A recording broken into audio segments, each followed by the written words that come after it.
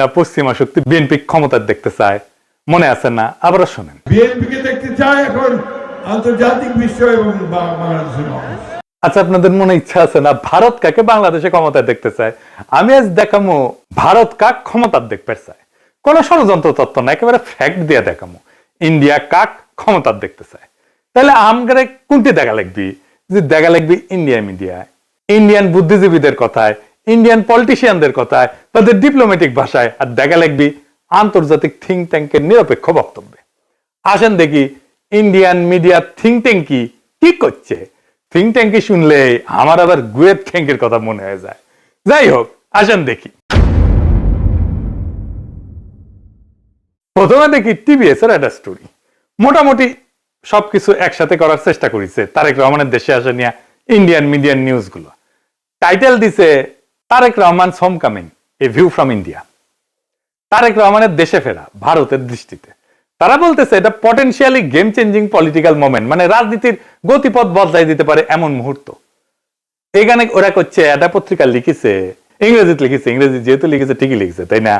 এটা বাংলা করলে বোঝা যায় সাম্প্রতিক কিছু ইঙ্গিত থেকে বোঝা যাচ্ছে যে বিএনপি এবং ভারতের মধ্যে সতর্কভাবে সম্পর্ক পুনর্গঠনের একটা সম্ভাবনা তৈরি হয়েছে, যা দুইটা সাম্প্রতিক ঘটনার উপরে ভিত্তি করিয়া। প্রথমত উল্লেখ করা হয়েছে যে ডিসেম্বরের শুরুতে ভারতের প্রধানমন্ত্রী নরেন্দ্র মোদী খালেদা জিয়ার অবনতিশীল স্বাস্থ্যের বিষয়ে উদ্বেগ প্রকাশ করেন এবং সব ধরনের সহায়তা দেওয়ার প্রস্তাব দেন। এর জবাবে বিএনপি দ্রুতই প্রকাশ্যে এই উদ্যোগকে স্বাগত জানায় এবং মোদীর প্রতি তাদের আন্তরিক কৃতজ্ঞতা প্রকাশ করে। পর্যবেক্ষকদের মতে এই বিনিময়কে দুই পক্ষের সম্পর্ক উষ্ণ হওয়ার একটা ছোট হইলেও তাৎপর্যপূর্ণ সংকেত হিসাবে দেখা হচ্ছে। ভারতীয় কর্মকর্তারা হয়তো রহমানের, মানে তারেক রহমানের নেতৃত্বাধীন বিএনপিকে বাংলাদেশের জন্য আরো প্রেডিক্টেবল, উদারপন্থী এবং গণতান্ত্রিক বিকল্প হিসাবে দেখতে পারেন। এইবার আমরা সুবীর ভৌমিকের বক্তব্যটা দেখে আসি। হ্যাঁ, ভারত বাংলাদেশে কোন সরকার চাইবে? খুব সোজা উত্তর আমি তোমায় দিয়ে দিচ্ছি। Awami League is not in election, next best option is BNP, obviously not জামাত।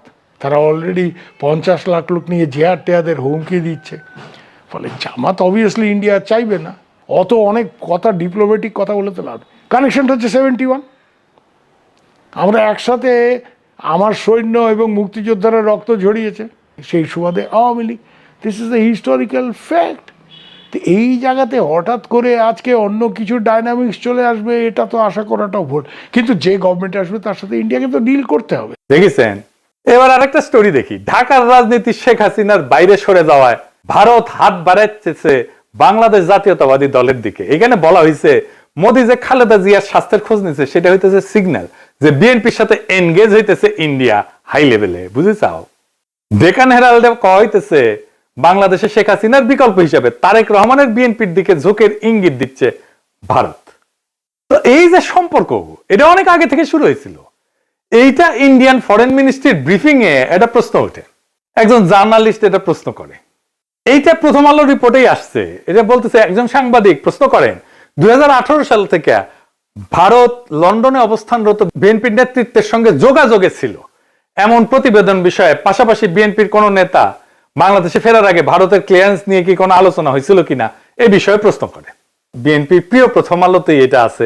এটা এমনকি ইন্ডিয়ার ফরেন মিনিস্ট্রির ওয়েবসাইটও আছে এই আলাপটা। আর এটা রিপোর্ট করেছে ইকোনমিক টাইমস। এটি করছে নতুন সমীকরণের প্রেক্ষাপটে খালেদা জিয়ার ভারতের প্রতি রাজনৈতিক উত্তরাধিকার নরম হয়েছে। এটা ইংরেজিটা খটোমটো হয়েছে, মানে খালেদা জিয়ার উত্তরাধিকারী ভারতের প্রতি নরম হয়েছে। ডিপ্লোম্যাট একটা রিপোর্ট করেছে, জিয়ার জন্য মোদী আন্তরিক প্রার্থনা জানাইছেন এবং বলছেন যে ভারত বিএনপি চেয়ারপারসনকে, যিনি সংকটজনক অবস্থায় আছেন, সম্ভব সব ধরনের সহায়তা দিতে প্রস্তুত। জিয়াকে পাঠানো তার বার্তাটি শুধু সৌজন্যতার সীমায় আটকে নাই বলেই মনে হয় এবং অঞ্চল জুড়ে বিশ্লেষকরা দ্রুতই এর রাজনৈতিক গুরুত্ব অনুধাবন করেছেন। এটি ব্যাপকভাবে প্রতীকী হইলেও সচেতনভাবে কূটনৈতিক উদ্যোগ হিসেবে ব্যাখ্যা করা হয়েছে। একটি সংকেত যে ভারত বাংলাদেশের পরবর্তী সরকারের সঙ্গে উষ্ণ সম্পর্ক গড়ে তুলতে প্রস্তুত, যা এই মুহূর্তে জিয়ার বিএনপি গঠন করতে পারে বলে মনে হইতেছে। দা উইক বলছে, কেন তারেক রহমানের ফেরা ইন্ডিয়ার জন্য খুশির খবর। তারাই লিখেছে, এটা খুব ইন্টারেস্টিং রিপোর্ট করছে ইন্ডিয়ান এক্সপ্রেস। এটা প্রিমিয়াম কন্টেন্ট, মানে আপনাকে টাকা দিয়ে পড়া লাগবে। শিরোনাম হইতেছে, দশকের পর দশক প্রতিক্রিয়াশীল নীতির পর ভারতের প্রতি নিজেদের অবস্থান পুনর্নির্ধারণের সুযোগ পেয়েছে বিএনপি। বাবা, মেলা সুযোগ দিছে, তারা কি এই মুহূর্তটি কাজে লাগাতে পারবে? একদম শেষে বলছে ভবিষ্যতে যদি ফেব্রুয়ারি নির্বাচনে বিএনপি জয় হয় তাহলে ভারতের যে বিএনপির সঙ্গে তখন কাজ করতে হইতে পারে সেই বিএনপি নিঃসন্দেহে আগের চেয়ে ভিন্ন হবে, নিঃসন্দেহে আগের চেয়ে ভিন্ন হবে এবং সম্ভবত সহযোগিতার ক্ষেত্রেও আরো বেশি অনুকূল এবং গ্রহণযোগ্য হবে। আবার একটা জিনিস কথা বলছে, খুব ইন্টারেস্টিং কথা, বিএনপি স্ট্র্যাটেজি ঠিক করে দিচ্ছে। বিএনপি এই পথে কতটা অগ্রসর হবে তা অনেকটাই নির্ভর করবে দলটির পপুলিস্ট আবেগকে তুষ্ট করার প্রয়োজন এবং একই সঙ্গে রাজনৈতিক পরিসরটা জামাতের হাতে ছেড়ে না দেওয়ার কৌশলগত হিসাবের উপরে। বিশেষত গত এক দশকের বেশি সময় ধরে রাজপথের শক্তির উপরে নির্ভর করার অভিজ্ঞতার পর একই সঙ্গে বিএনপিকে সবসময় সচেতন থাকতে হবে আওয়ামী লীগের ক্ষমতায় ফেরার পথ তৈরির প্রচেষ্টা সম্পর্কে। শেষ পর্যন্ত ইতিহাস বলে দেয় যদি বিএনপি 15 বছর ধরে প্রায় গোপন অবস্থায় থেকে নেতৃত্বের একটা বড় অংশ নির্বাসনে বা গৃহবন্দী থাকা সত্ত্বেও আবার জাতীয় রাজনীতির কেন্দ্র মঞ্চে ফিরে আসতে পারে, তবে আওয়ামী লীগও ঠিক তেমনটাই করতে সক্ষম। মানে বলে দিতেছে মনে রেখো আওয়ামী লীগ আবার ফিরে আসতে পারে। বাংলাদেশের রাজনীতিতে আওয়ামী লীগকে সমঝে ছিল। এইবার দেখি ইন্ডিয়ানদের বিদেশি পোর্টালে কি বলছে বিএনপি নিয়ে। ইউরেশিয়া বলতেছে, ইংরেজি যেতে কইছে ঠিকই গেছে তাই না, ভারত এবং বিএনপি উভয় উগ্র ইসলামপন্থী জামাত ইসলামীকে দূরে রাখার বিষয়ে আগ্রহী। এর লক্ষ্য হইল ভারত বাংলাদেশের সাথে ক্ষতিগ্রস্ত সম্পর্ক পুনর্গঠন করা এবং নিষিদ্ধ আওয়ামী লীগের রাজনৈতিক বৈধতা পুনঃপ্রতিষ্ঠার জন্য একটা সুযোগ সৃষ্টি করা। বুঝতে চাও?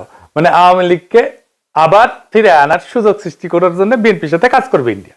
এবার দেখে আন্তর্জাতিক সংস্থার রিপোর্ট, ইন্টারন্যাশনাল ক্রাইসিস গ্রুপ, এটা একটা স্বাধীন অলাভজনক প্রতিষ্ঠান, আন্তর্জাতিক সংস্থা বলে বলা হয় আর কি। এটা নিরাপত্তা বিশ্লেষণ করে, রাজনৈতিক অস্থিতিশীলতা নিয়ে রিপোর্ট ছাপে, বিশ্বজুড়ে সংঘাত এটা নিয়ে রিপোর্ট ছাপে।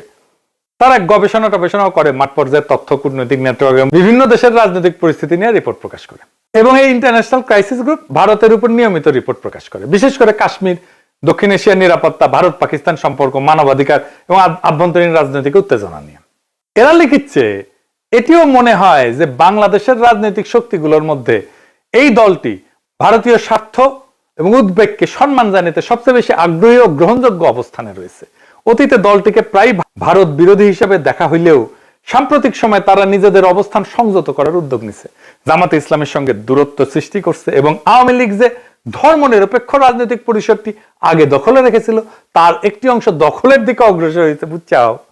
আচ্ছা এইবার আসেন বাংলাদেশের ভিতরে ইন্ডিয়ান ইন্টারেস্ট কি বলে সেটা দেখি। বাংলাদেশে কারা ভারতের স্বার্থ রক্ষাকারী? বাংলাদেশের দুইটা পত্রিকা মূলত ভারতের স্বার্থ রক্ষাকারী, বন্দের আলো আর দিল্লি স্টার। এরা এখন তো বিএনপির ক্ষমতা আসার কথা বলতেছে, বিএনপির গুণগান এমন ভাবে গাইতেছে যে মনে হইতেছে এটার মালিক এখন বিএনপি। এরা যাকে ক্ষমতায় দেখতে চাইবে মনে রাখবেন ইন্ডিয়া তাদের ক্ষমতায় দেখতে চাইতেছে। আপনারা দেখবেন প্রথম আলো, দিল্লি স্টার ক্রমাগত বিএনপির নেতাদের, বুদ্ধিজীবীদের লেখা ছাপতেছে। আপনি দেখতে থাকবেন এরপরে শুরু হবে যারা এতদিন আওয়ামী লীগের পক্ষে লিখতো, সোহরাব হোসেন, টোহরাব হোসেন ইত্যাদি। মিজানুর রহমান তো মারা গেছে, সে থাকলে আর সেও লেখা শুরু করতো। তারা প্রথম আলোতে বিএনপির পক্ষে লিখতো। তাই প্রথম আলো, ডেইলি স্টার ভারতের রাজনৈতিক অবস্থানের এটা লিটমাস টেস্ট। জানেন তো লিটমাস টেস্ট এটা কেমিস্ট্রির কথা, ক্ষার আর অম্ল চেনে আর কি, এটা কাগজ দিয়া। তাহলে এখন মনে হইতেছে প্রথম আলো, দিল্লি স্টার বাংলাদেশে থাকাই উচিত। এত সহজে ইন্ডিয়ার অন্দর মহলের খবর আমরা কিভাবে পাবো? ওদের কাছ থেকে যেটা পাবো সেটাই বুঝে নেবো এটা ইন্ডিয়ান খবর। আপনি দেখেন 2025 নিয়ে একটা ছবি আঁকছে প্রথম আলো, এর মধ্যে প্রথম আলো, ডেইলি স্টারে আগুন নিয়ে তো কান্নাকাটি আছে, কিন্তু সবচেয়ে উজ্জ্বল ছবিটা তারেক রহমানের। উনি ভার্চুয়াল থেকে রিয়েল হইতেছেন আর যাইতেছেন উড়িয়া ভোটের বাক্সের দিকে। পিছে তারেক রহমানের বিড়ালের ছবিও আছে। প্রফেসর ইউনূসের পাশে গরিলা দুর্মুষ পেটা করিচ্ছে, কিন্তু হাসিনার ছবিটা দাদির মতো নির্মল, কত ভালো মানুষ। এই যে প্রথম আলো, ডেইলি স্টার, এইটা যে আওয়ামী বাকশালী ইন্ডিয়ান অ্যাসেট, কোন সন্দেহ আছে এখন? এর মধ্যে খালেদা জিয়ার প্রতি সম্মান জানাইতে ঢাকা এসেছিলেন ইন্ডিয়ার পররাষ্ট্রমন্ত্রী জয়শঙ্কর। সে অন্তর্বর্তীকালীন সরকার এবং বিএনপির কয়েকজন শীর্ষ ব্যক্তির সাথে কথা বলছেন। কি ছিল তার চাওয়া? 1 নাম্বার, দুই দেশের সম্পর্কের মধ্যে যে উত্তেজনা সৃষ্টি হয়েছে তা হ্রাস করতে হবে। 2 নাম্বার, আসন্ন জাতীয় সংসদ নির্বাচনে আওয়ামী লীগকে অংশগ্রহণের সুযোগ দিতে হবে। কি আবদার! 3 নাম্বার, আওয়ামী লীগকে নির্বাচনে অংশগ্রহণের সুযোগ দেওয়ার জন্য প্রয়োজনে 12 ফেব্রুয়ারি নির্ধারিত জাতীয় নির্বাচনের তারিখ পিছাইতে হবে। এইটা প্রফেসর ইউনূস সরকারকে বলে গেছে। তারেক রহমানকে কি বলছে আমি জানি না, তবে অনুমান করি একই বার্তা দিছে। এই বার্তা কার জন্য?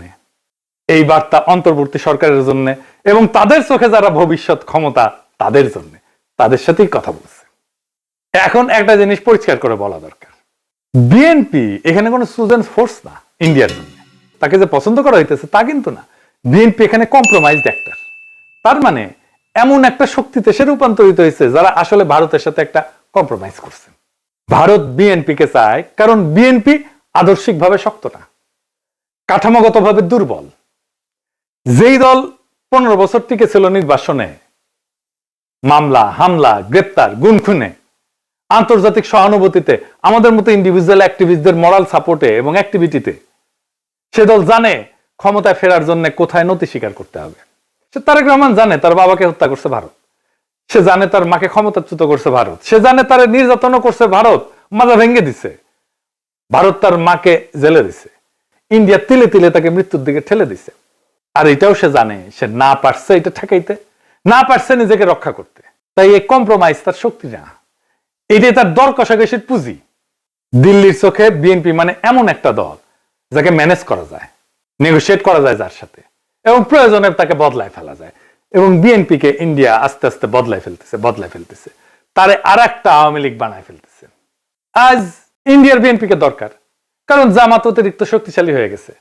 কাল আওয়ামী লীগ ফিরে আসলে বিএনপি অপ্রয়োজনীয় হয়ে যাবে, কারণ ইন্ডিয়ার কাছে বাংলাদেশে কেউই অপরিহার্য না, এখানে সবাই রিপ্লেসেবল।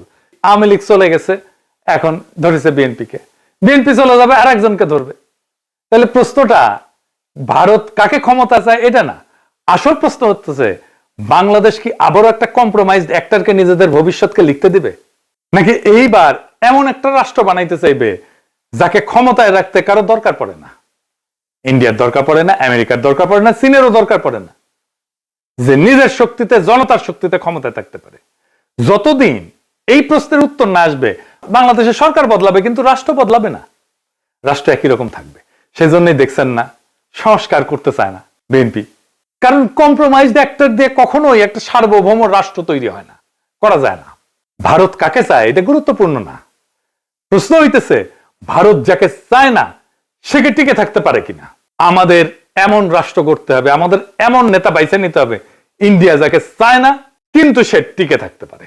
ইতিহাস একটাই জিনিস দেখাইছে, দিল্লি যাকে ম্যানেজ করতে পারে সে সরকার দেশ চালায় না, সে শুধু সময় পার করে, সে শুধু সম্পদ পাচার করে, সে জনগণকে কেয়ারও করে না, জনগণের ভোটেরও দরকার পড়ে না। আজ দিল্লি যদি বিএনপির দিকে তাকায় তাহলে সেটা ভালোবাসা না, সেটা দিল্লির প্রয়োজনই। কাল প্রয়োজন বদলাইলে ইন্ডিয়ান ন্যারেটিভ বদলাবে, ইন্ডিয়ার পার্টনার বদলাবে, ইন্ডিয়ার ভালোবাসাও বদলাবে, মানুষ বদলাবে না। তাই আজকে সিদ্ধান্ত বিএনপির না, আওয়ামী লীগের না, ইন্ডিয়ান না, আজকে সিদ্ধান্ত বাংলাদেশের। আপনি কি এমন একটা রাষ্ট্র চান যে এইখানে সরকার ঢাকায় কিন্তু সেই সরকারের সার্ভাইভাল দিল্লিতে, নাকি এমন একটা রাষ্ট্র চান যাতে টিকায় রাখতে কারো প্রয়োজন পড়ে না সাহায্যের? এই প্রশ্নের উত্তর না পাওয়া পর্যন্ত বাংলাদেশে কোনো পরিবর্তন হবে না, শুধু ম্যানেজমেন্ট বদলাবে। আগামী নির্বাচন এই ম্যানেজমেন্ট বদলানোর নির্বাচন না, এটা আসল পরিবর্তনের নির্বাচন, ইন্ডিয়ার বলয় থেকে বাইর হওয়ার নির্বাচন। সেই নির্বাচনে বিজয়ের লক্ষ্যে আগান।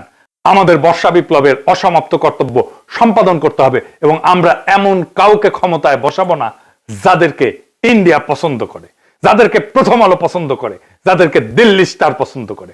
আমরা এমন কাউকে ক্ষমতায় আসবো যারা প্রথম আলো, দিল্লি স্টার, ইন্ডিয়া সবার চোখে চোখ রেখে বাংলাদেশের মানুষের সাথে লড়াই করতে পারবে। ইনকিলাব জিন্দাবাদ।